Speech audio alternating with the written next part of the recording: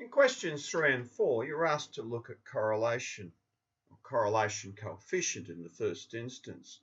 Now, rule of thumb is the closer it is to a dead straight line upwards, closer it is to +1. Now, that would be me giving you x and y values that totally map to a particular linear function. Now, obviously, when we look at real-world relationships, the relationship as we go down, this chart here, becomes progressively shakier and shakier. We say if there's a strong positive correlation, if it's between positive 0.75 and 10. That would mean the greater the level of x, the greater level of y. Now, obviously, as we go down the chart, we go to the moderate correlation, positive correlation. Moderate, or some evidence. For weak, between 0.25 and 0.5. Weak positive correlation between the variables. Once we get in the bracket of the 0.25 through to negative 0.25, we say there's really no correlation. Very, very hard to judge. And conversely, as we go through the negatives there, negative 1, 0 would be me giving you a graph of y is equal to negative 2x plus 1. You're going to have a straight downwards line.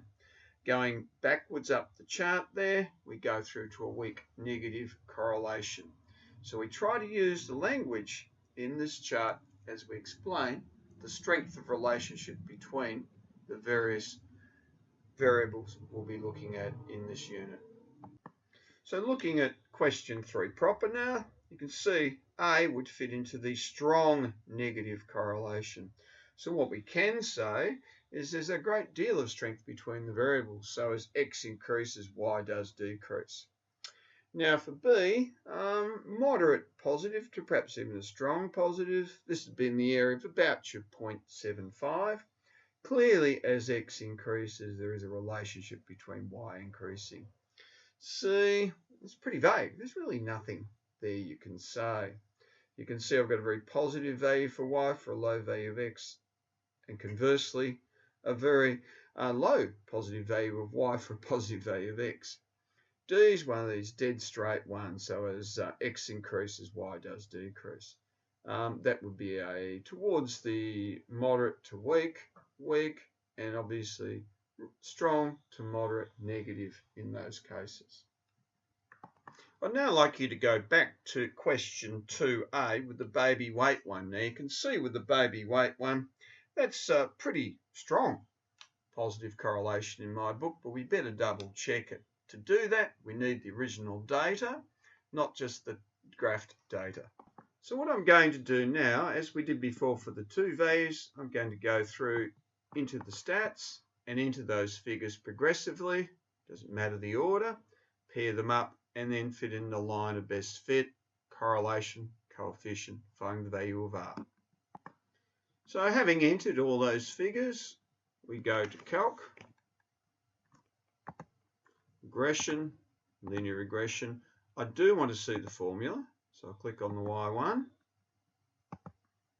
I'll smooth that up. So you can see there we end up with y is equal to 1.1x plus 2.60 and my linear regression of 0.82. Now that indicates that there's a strong positive correlation between the variables. So the older a baby is, the greater the weight will be. I'll just put that down into writing. Now just putting that down in writing now is my positive correlation between the two variables. So I state what this figure is telling me, and then I relate it to the question.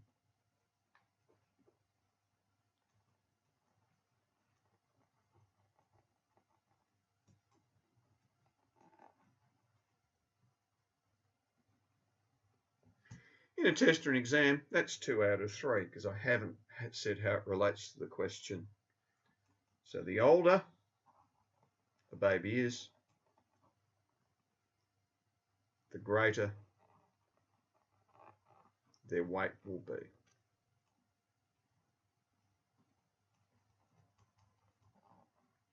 So the process, run the correlation coefficient, the statement, what it's telling you, and then relate it back to the original question.